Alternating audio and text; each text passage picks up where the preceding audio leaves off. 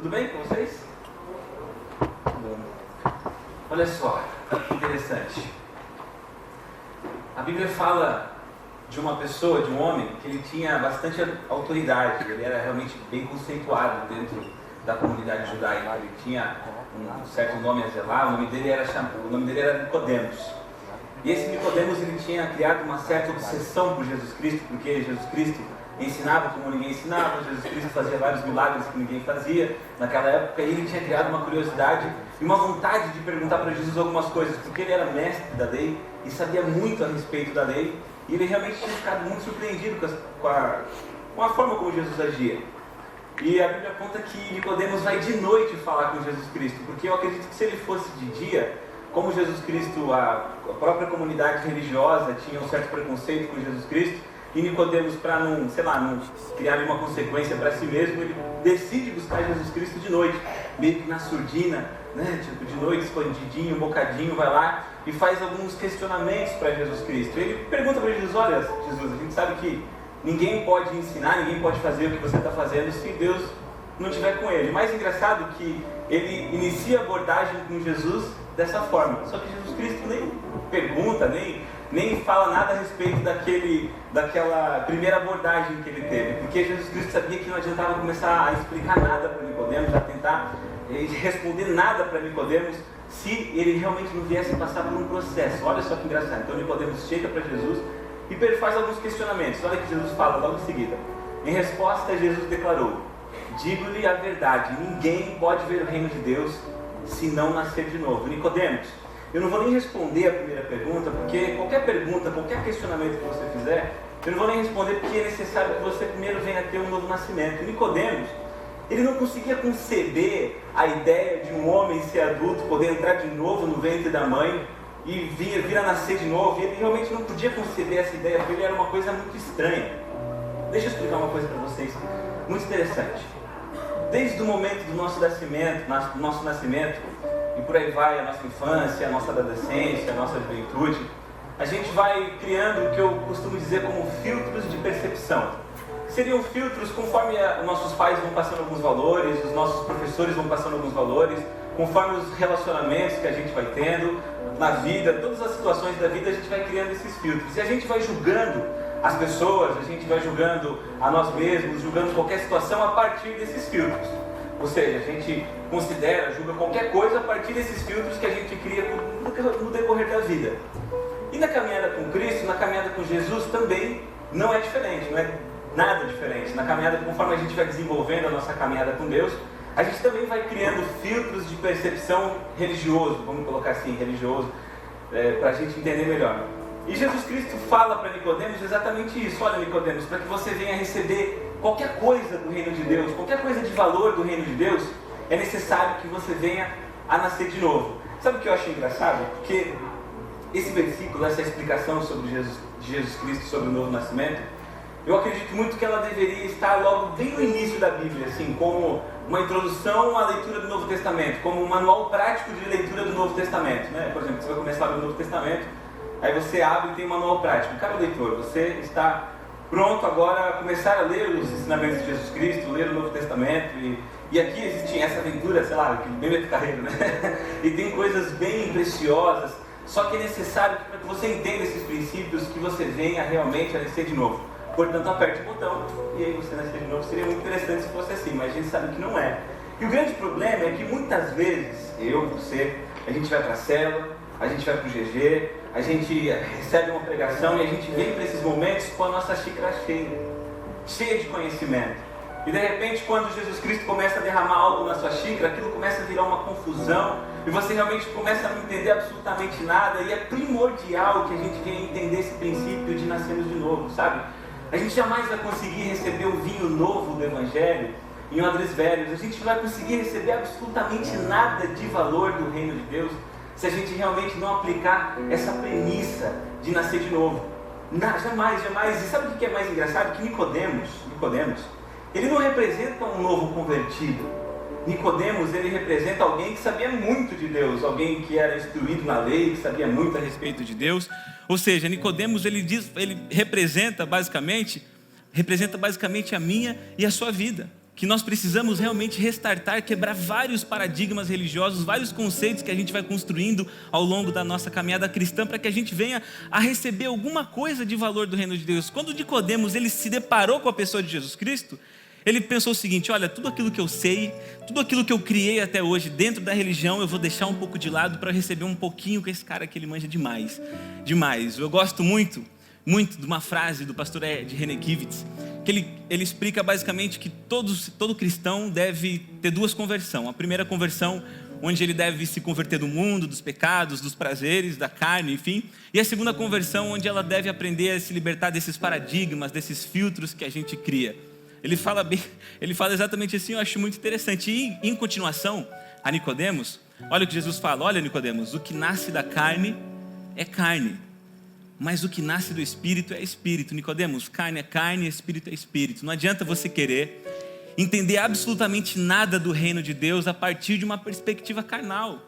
Você deve orar para que a partir do novo nascimento você tenha olhos e ouvidos espirituais. Sabe o que é interessante? É interessante que quando você observa os discípulos que começaram a seguir Jesus Cristo, eles não tiveram esse novo nascimento a partir do momento imediatamente após seguir Jesus Cristo. Você vê que isso foi um processo para muitos que durou anos talvez para acontecer. E diversas vezes Jesus Cristo olhava para eles, botava a mão na cabeça e falava: olha, vocês têm olhos, mas não veem, ouvidos, mas não ouvem. Ou seja, vocês sinceramente não conseguem compreender absolutamente nada do que eu estou explicando para vocês. Olha, eu sei que tudo aquilo que a gente está propondo aqui na série, eu sei que talvez muitos de vocês receberam uma instrução religiosa mais tradicional, e às vezes é difícil conceber essas ideias, às vezes é difícil entender. Eu sei, eu entendo de tudo isso, mas eu te peço, por favor, que você tenha um pouco de paciência e peça para que o Espírito Santo de Deus possa discernir essas verdades para vocês, que são verdades espirituais profundas. Tudo isso que a gente está tratando aqui nessa série são verdades espirituais que servem principalmente para a sua transformação. Olha o que o apóstolo Paulo diz, que interessante: quem não tem o Espírito não aceita as coisas que vêm do Espírito de Deus, pois lhes são loucura, e não é capaz de entendê-las, porque elas são discernidas espiritualmente. Tudo aquilo que a gente está tratando aqui são coisas espirituais que devem ser discernidas espiritualmente. Então eu queria pedir para que vocês fechassem os olhos. Eu queria fazer uma oração nesse momento e pedir um copo da água também, por favor, que hoje a fumaça correu solta e já secou minha boca aqui. Não precisa, gente, está aqui, eu estou meio cego mesmo. Mas vamos fazer uma oração então. Pai, feche seus olhos. Pai, obrigado, Senhor, por essa noite, ó Deus. Estamos aqui, Deus, prontos, ó Pai, e sedentos, ó Deus, para recebermos, ó Deus, a Tua palavra, para aprendermos, ó Deus, um pouco mais, Senhor, desses princípios, ó Deus, dessas premissas, ó Deus, que nós devemos, ó Deus, não apenas entender, mas colocar em prática na nossa vida, ó Pai. Nos dê olhos, ó Deus, e ouvidos espirituais, ó Deus, para que nós venhamos a discernir, ó Senhor, todas essas verdades, ó Deus, que são espirituais, Senhor. Usa a minha vida, Senhor, eu sou tão fraco, tão pequeno, ó Pai, estou aqui para te servir, ó Deus. Sabe, Deus, não considera, Senhor, o meu eu, Senhor, considera, Senhor, apenas a Tua glória, Senhor, e que ela seja, Senhor, sabe, Senhor, vista, esplandecida, Senhor, e glorificada, sabe, Senhor, através da minha vida, que ela seja visível, Senhor, através da minha vida, ó Deus. Em nome de Jesus é o que eu te peço, Senhor, que nada, Senhor, seja para minha honra, Senhor, que tudo seja para a Tua honra, Deus. Em nome de Jesus, Pai. Amém. Estamos então na segunda etapa da nossa série Discípulo, Ser para Fazer. Na semana passada eu já falei para vocês que eu realmente estou muito empolgado com isso. Eu tenho certeza, convicção absoluta de que se nós realmente nos entregarmos ao processo, se nós realmente discernirmos essas coisas espiritualmente, Deus vai fazer coisas grandiosas no nosso meio. Deus realmente vai mudar a história, não apenas tua, mas a história da nossa igreja. Eu realmente acredito muito nisso. Mas é muito importante, obrigado pelo amém, é verdade. Deus vai mudar a história da R3D. Olha que legal, até me arrepiei aqui, gente. Mas é verdade, eu acredito muito nisso. Mas se a gente não tomar uma ação imediata, logo após o término dessa série, tudo isso tem um grande risco de a gente perder todas essas informações. Isso aqui é um enorme prejuízo, uma enorme perca de tempo. É primordial que a gente venha a aplicar esses princípios realmente, sabe? Realmente entendermos, aplicarmos, mudarmos e não ficarmos assim, sabe? Naquela superficialidade, ficar vivendo dessa maneira, olha, curtir a palavra, mas realmente não estar disposto a realmente mudar. É muito importante. Na semana passada, a gente teve a primeira etapa. Muitas pessoas, eu acredito que muitas pessoas não vieram. A gente editou o áudio, o Rafa editou o áudio e o vídeo hoje. A gente vai disponibilizar até quando, Rafa, o áudio e o vídeo? Até terça-feira a gente vai disponibilizar, ele vai estar disponível para vocês no YouTube, no Facebook. E é muito importante, realmente é muito importante que todos vocês que estão aqui hoje venham assistir o áudio da semana passada, porque a série ela tem uma certa harmonia, onde a segunda palavra complementa a primeira, a terceira complementa a segunda. Então é bem importante para que a gente venha realmente a estar entendendo, a não ficar perdido na série. Então é muito importante, tá? A premissa básica, caso muitos de vocês não vieram, então eu vou aproveitar um minutinho rapidinho para falar sobre a premissa básica que a gente trabalhou na semana passada. A gente falou sobre isso, olha, quanto maior o vínculo do discipulado relacional, maior o nível de transformação.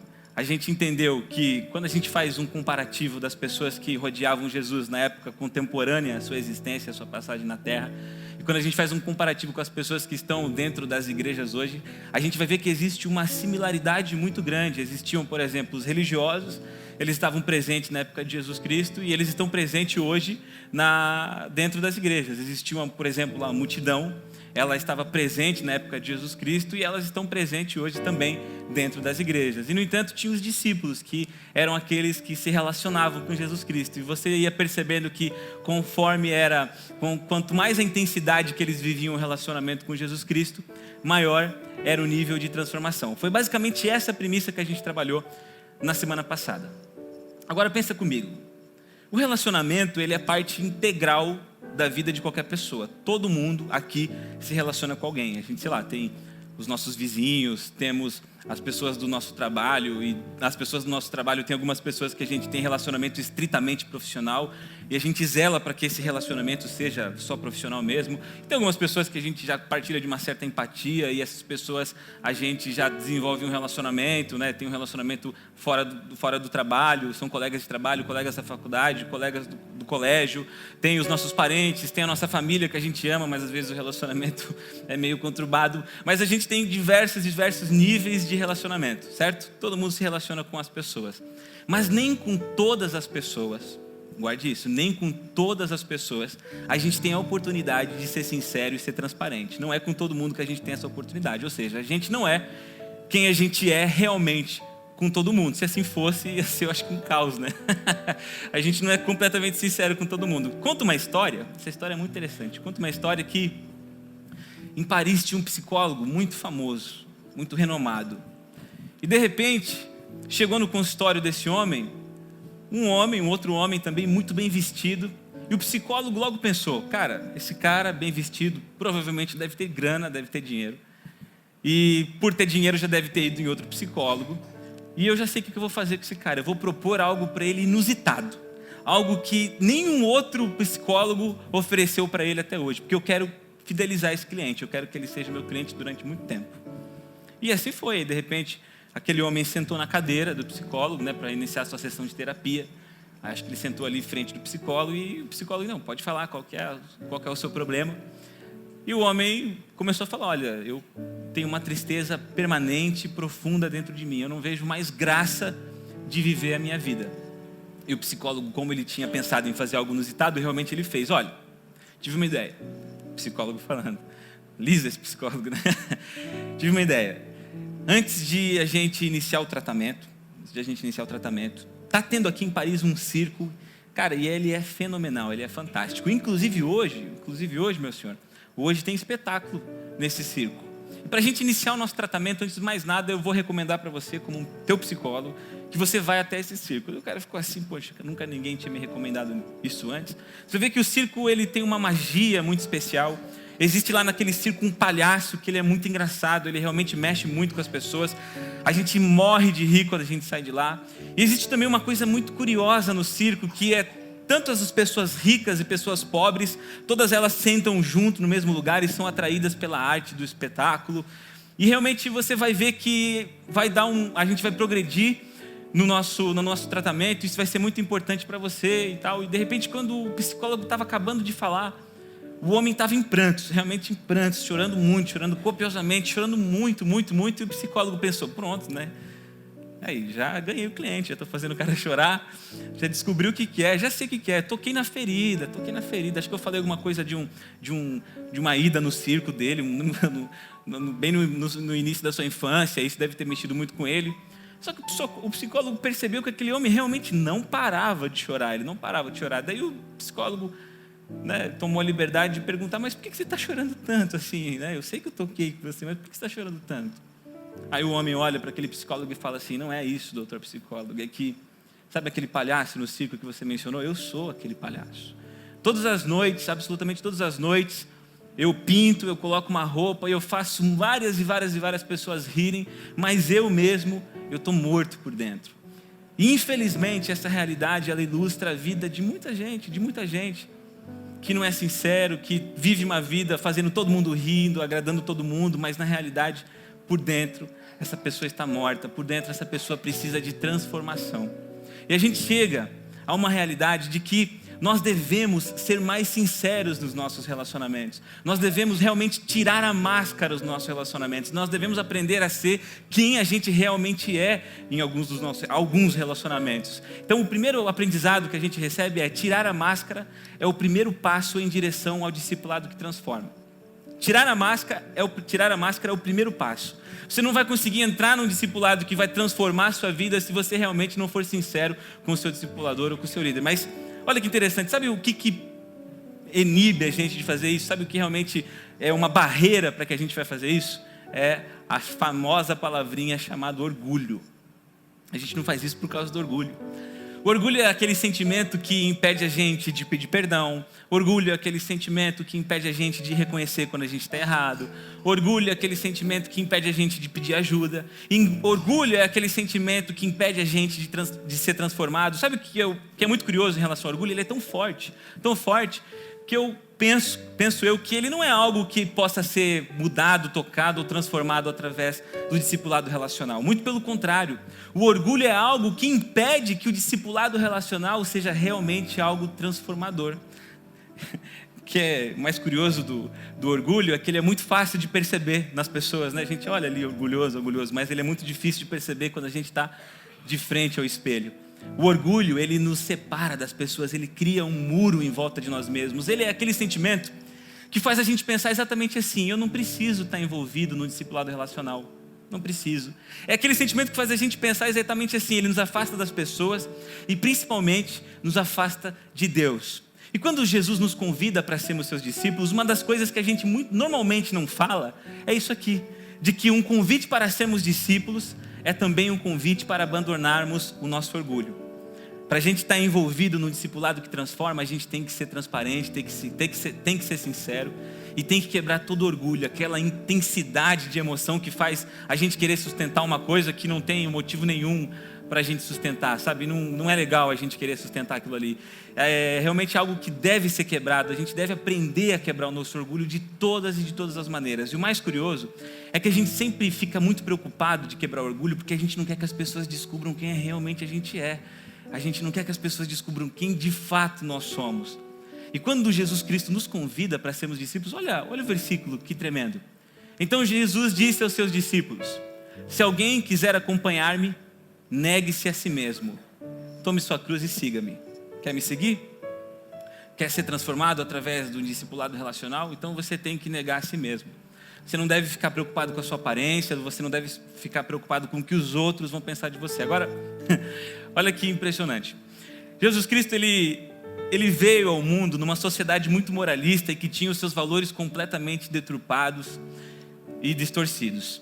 Quando Jesus Cristo veio ao mundo, as pessoas que eram abençoadas eram pessoas que eram ricas, eram pessoas que tinham uma posição na sociedade, eram pessoas que tinham pessoas servindo essas pessoas, eram pessoas que eram bem de saúde, e essas pessoas eram consideradas abençoadas por Deus.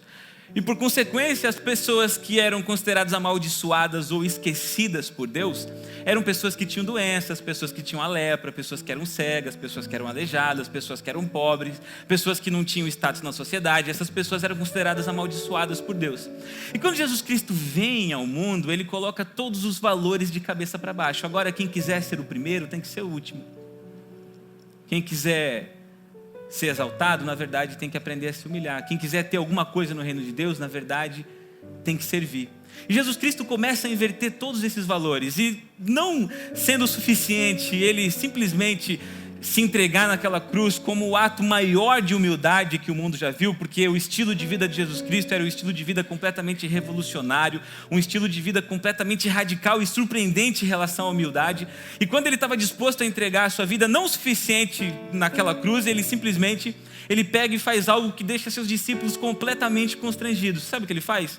Ele decide lavar os pés dos discípulos, ele decide se humilhar de tal forma a lavar os pés dos seus discípulos. Aquilo deixa os discípulos tão constrangidos, que ele fala: não, Jesus, você não pode lavar os meus pés. Como quem diz: olha, quem deve lavar os seus pés, você é o Messias, o Filho de Deus, quem deve lavar os seus pés somos nós. Jesus Cristo fala: mas se eu não fizer isso, vocês não vão ter parte comigo.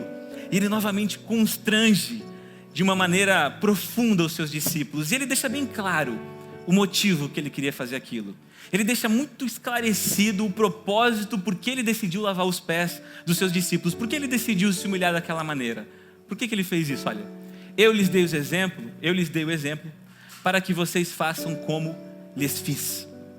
Quando a gente fala de ser discípulo de Jesus Cristo, uma das coisas que nós temos que lutar para ser é sermos igual a Jesus Cristo. Eu sei que isso é muito difícil, da gente ser igual a Jesus Cristo. Isso é uma coisa realmente muito desafiadora, vamos colocar assim. Mas esse é um dos desafios do discipulado de Jesus Cristo, a gente ser igual a Jesus Cristo.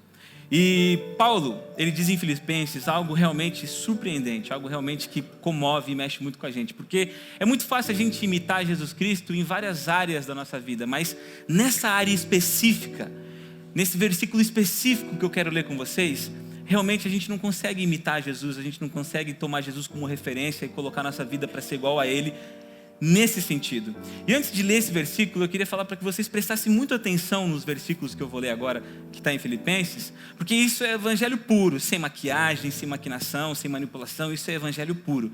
Olha o que ele diz: seja a atitude de vocês a mesma de Cristo Jesus. Ou seja, ele vai começar a falar um texto agora muito conhecido por todo mundo. Ele está dizendo: olha, nossa atitude deve ser exatamente a mesminha de Jesus Cristo. E ele diz que, embora sendo Deus, não considerou que o ser igual a Deus era algo que devia pegar-se.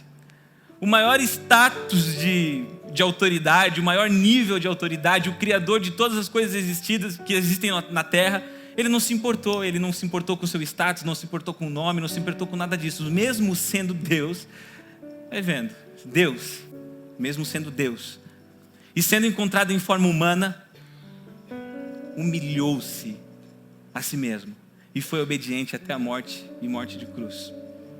Existe algo realmente constrangedor, algo realmente muito difícil de entender no Evangelho. Quando a gente vai lá, por exemplo, em Mateus 23, e Jesus não fala assim: olha, aquele que for humilhado será exaltado. Ele diz: aquele que a si mesmo se humilhar será exaltado. E também tem outra parte que Jesus disse, se eu não me engano: olha, aquele que quiser ganhar a sua vida, na realidade tem que perder.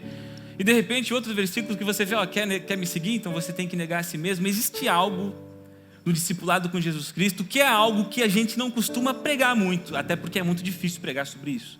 Não é algo que a gente costuma falar muito, é algo que normalmente a gente costuma desprezar, porque realmente é muito forte. Mas antes de eu falar para vocês sobre exatamente o que é isso, para muitos de vocês talvez na mente já captou o que é, eu vou dizer que depois de eu falar isso, vocês ainda não se levantem e vão embora, porque realmente é algo muito difícil, muito forte da gente entender. Não se levante ainda e vão embora, fica até o final, para que realmente vocês entendam a palavra até o final. Isso aqui é algo tão importante, é um princípio tão importante, porque é o seguinte: olha, você não é um bom discípulo pelo tanto que você sabe de Jesus, mas sim pelo tanto que você se parece com Ele. Nesse aspecto aqui, nós estamos longe de parecer com Ele nesse aspecto aqui. Eu estou muito longe de parecer com Jesus Cristo nesse aspecto aqui que a gente vai falar. Muitas vezes, eu já vou falar o princípio, a premissa básica, mas muitas vezes, permita dizer mais uma coisa, muitas vezes você tem estado frio na presença de Deus. Muitas vezes você não consegue sentir a presença de Deus, muitas vezes você não consegue evoluir na sua caminhada cristã, muitas vezes você perde de ser abençoado por Deus porque você esquece de colocar isso aqui em prática. Sabe qual que é a realidade? O discípulo deve estar pronto para a si mesmo se humilhar. O quê? O discípulo deve estar pronto para a si mesmo se humilhar? Poxa, eu venho para a igreja, Tiago, eu procuro a Deus para que eu seja abençoado e não para sofrer nenhum tipo de humilhação. E Isso realmente, ele é meio constrangedor, isso realmente fere para a gente ouvir isso. Eu não gosto de ouvir isso, Tiago. E antes que você pense que isso aqui é um fim em si mesmo, como se Jesus ou Deus tivesse uma alegria, um prazer de ver você se humilhando, isso aqui é um meio para um caminho de vitória, um caminho abençoado. Deixa eu explicar para vocês uma coisa, uma história, que está lá em 2 Reis, muito interessante, muito interessante. A Bíblia conta sobre um homem que ele era comandante do exército da Síria. Esse homem, ele tinha muita reputação na Síria. E esse homem, ele tinha uma doença muito humilhante, que era a lepra. E esse homem descobriu que lá no povo de Israel, tinha um homem que seria capaz de curar ele da lepra. Então esse homem vai até o seu rei e fala: olha, eu fiquei sabendo que lá em Israel tem um cara que ele vai conseguir me curar da lepra. Aí o rei da Síria, como gostava muito daquele cara, que era comandante da guerra, comandante de exército, já tinha vencido várias batalhas para aquele rei, ele fez o seguinte: não, então eu vou escrever uma carta minha para o rei de Israel, e vou mandar aí 350 quilos de prata para que você vá até lá naquela cidade para você ser curado. Fica tranquilo que vou resolver para você. Ele escreve uma cartinha. E aquele homem pega a sua carta e leva até o rei de Israel. Quando o rei de Israel vê aquela carta: olha, eu sei que tem alguém aí que cura você da lepra, ele ficou desesperado, porque ninguém podia curar ninguém da lepra. Ele pensou: cara, eu acho que o rei está querendo arranjar alguma coisa para poder criar algum desentendimento comigo. Aí Eliseu descobre que o rei estava bem aflito com aquela situação, botou a mão no peito e falou assim: ó, deixa que eu resolvo, manda um homem para mim, para ele descobrir que há profeta em Israel. O cara bateu a mão no peito, ele vai descobrir que há profeta em Israel. E assim foi. Aí o rei encaminhou Naamã. Aí Naamã foi doente da lepra, mas sendo comandante do exército, com todos os seus carros, com todos os seus cavalos, com todos os seus servos, com 350 quilos de prata, e para na frente da casa de Eliseu a fim de receber um milagre. Eliseu nem atende o cara. Nem atende. Aí Eliseu manda um mensageiro. Diz para ele que se ele quiser ser curado, ele vai ali no Rio Jordão e dá 7 mergulhos no Rio Jordão. Aí Naamã ficou furioso, ele ficou enfurecido. Olha o que ele disse: mas Naamã ficou indignado e saiu dizendo: eu estava certo de que ele sairia para receber-me, invocaria de pé o nome do Senhor seu Deus, moveria a mão sobre o lugar afetado e me curaria da lepra. Às vezes a gente se encontra na situação mesminha como isso aqui. A gente procura líderes religiosos, pastores, líderes de célula, discipuladores, e a gente chega para eles e conta as nossas dificuldades, os nossos problemas, e acha que eles vão orar por nós e tudo vai se resolver. A gente chega exatamente com essa pretensão, com essa vontade que Naamã chegou até Eliseu, e aí de repente nada acontece, de repente nada muda na nossa vida, porque existe um princípio fundamental de que nós devemos aprender a nos auto-humilhar, realmente devemos aprender a tirarmos a nossa máscara, a mostrarmos quem realmente nós somos. Mas nós não estamos dispostos a fazer isso. Nós realmente não estamos dispostos porque nós estamos muito preocupados com o nosso nome, muito preocupados com o nosso ego, muito preocupados com aquilo que as pessoas vão pensar. E daí sabe o que a gente começa a fazer? Quando a gente chega numa situação como essa, que a gente, olha, realmente quer participar de um discipulado que transforma, você tem que estar disposto a mergulhar num relacionamento para ser sincero. Você tem que estar disposto a mergulhar num relacionamento, tirar toda a sua máscara, quebrar todo o seu orgulho para que você seja curado e transformado. Aí você começa talvez a arranjar desculpa. Mas a Bíblia não fala muito sobre isso. Eu tenho que desenvolver minha caminhada com Deus, e eu não preciso confessar o meu pecado para nenhum homem, eu não preciso fazer isso aí, eu não concordo muito com essa didática de trabalho. Então me permita fazer uma pergunta. Eu sei que aqui não tem ninguém que pensa assim, mas deixa eu fazer uma pergunta para você. Jesus Cristo, e eu quero que vocês respondam, tá? Porque às vezes a gente está fazendo pergunta aqui em cima e ninguém responde, né? Essa é para responder. Jesus Cristo, ele veio para nos salvar, ou Jesus Cristo, ele veio para nos transformar? As duas coisas. Jesus Cristo veio para nos salvar e Jesus Cristo veio para nos transformar. E para Jesus Cristo nos salvar, basta você confessar os seus pecados apenas para Jesus Cristo. Agora, se você quiser ser transformado, é algo que depende da sua iniciativa, algo que depende da quebra do seu orgulho, da sua auto-humilhação. Deixa eu compartilhar um versículo com vocês que é incrível. Ele diz assim: portanto, confessem os seus pecados a quem? A quem? E orem uns pelos outros para serem... Portanto, confessem os seus pecados uns aos outros e orem uns pelos outros para serem curados. A oração de um justo é poderosa e eficaz. Se você realmente quer ser transformado por Deus, Você precisa, um precisa do outro. Um precisa de um relacionamento onde ele realmente se auto-humilha, onde ele realmente arranca a máscara, realmente ele mostra quem ele é, para ser curado de toda a doença, ser curado de todo o pecado que aprisiona essa pessoa do pecado. Isso é importantíssimo a gente fazer isso aqui. Durante muitos anos, a igreja ela tem distorcido isso aqui. A igreja fala, olha, não precisa confessar para o homem e confessa apenas para Deus. E de repente vem algumas pessoas, não, você deve confessar para homens, porque o homem pode te dar penitência, mas a realidade é que quando a gente confessa para Deus, a gente é perdoado. Mas quando a gente confessa uns aos outros, quando a gente se auto-humilha, sabe, não existe exemplo maior de auto-humilhação do que a confissão. Ela é o maior exemplo de auto-humilhação, realmente, quando você vai e confessa para a pessoa aquilo que realmente você é. E é esse caminho que é o caminho da transformação. Olha que interessante, o grande apóstolo Paulo, na semana passada a gente falou um pouco sobre ele. Ele tinha um espinho na carne, ele tinha algo que realmente incomodava muito ele, um pecado.